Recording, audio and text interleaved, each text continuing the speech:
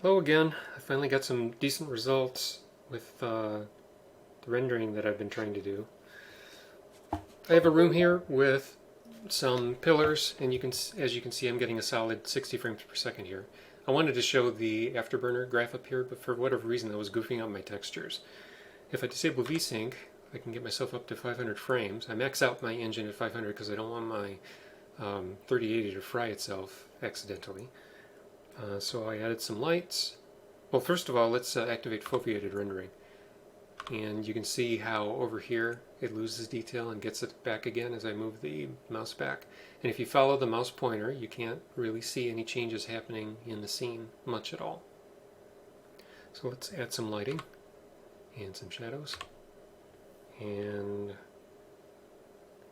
so you can see over here, right here, it'll lose detail as I move away. But as you follow the mouse, you can't really notice any change in detail. And let's add some light shafts. Let's get rid of the foveated renderer for just a moment.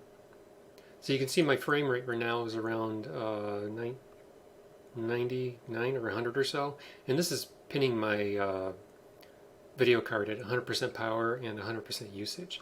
Let's animate the lights. Frame rate recovers a little bit. So let's activate the foveated render, and that takes me from 120 to 140 frames per second up to around 300. It's not as much of a jump as I was hoping. Let's fully assemble the scene. I was hoping that I would get 6 to 9 times performance improvement, but unfortunately I only get 2 to 3 times. So let's, with that in mind, let's switch over to VR. Just a moment here.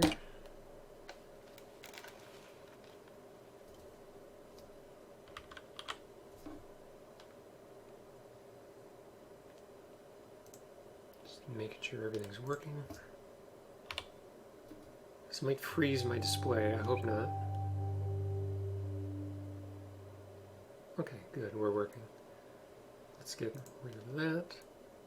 Come back, please. Good. Okay.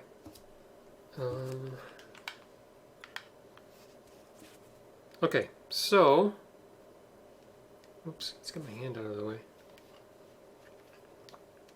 So here I'm getting 90 frames per second on a full foveated render. If I deactivate foveated rendering, it drops me all the way down to 46, which again, pins my video card. And if I go to the foveated render, I look around and I get this kind of detail. And it jumps me to almost 90 frames per second, which isn't nearly the kind of jump that I was hoping for. I mean, my headset right now is running at 90, so I won't be able to increase the hertz above that. But to really see how hard it's working, let's increase the res scale here to 1.5.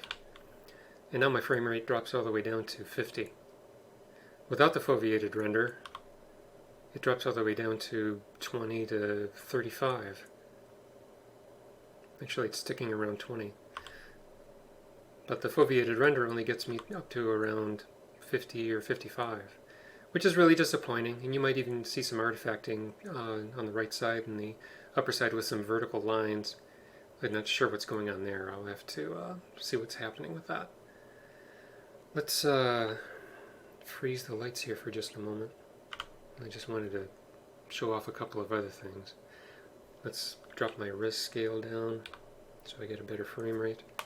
I just wanted to demonstrate how my hand inside of the spotlight generates a shadow, and how if I were to put my view inside where the black is here, it's a bit clearer.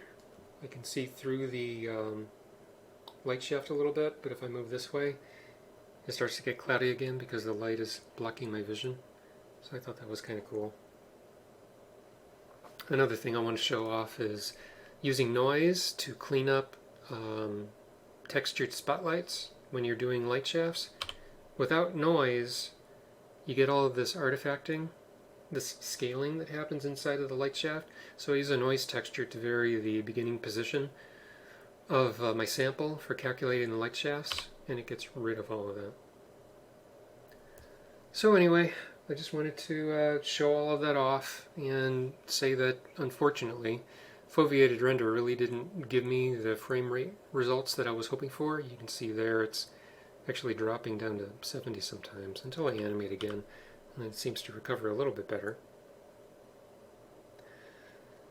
So the power scaling really didn't work the way I was hoping, or the speed scaling, and even with the 3080 card, if you render things with a poor amount of optimization, you can certainly choke it. I'm sure I could choke a 4090 if I try hard enough to.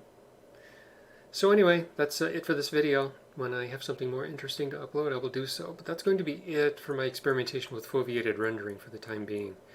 I also discovered that in my prior video I was using stencil, but if you really want to call out pixels that are being rendered and have the shader network on as many pixels as you want, you can't use stenciling in OpenGL, because in OpenGL stencil is a post-fragment execution, not a pre-fragment. But depth will reduce the pixel usage. So when I have this kind of display up, I'm actually using a depth buffer to limit out which pixels are being worked on rather than the stencil. My prior videos were using stencil, but here I'm using depth. So it did give me a speed boost, but again, not as much as I was hoping. So thanks for watching this video, and I will see you in the next one.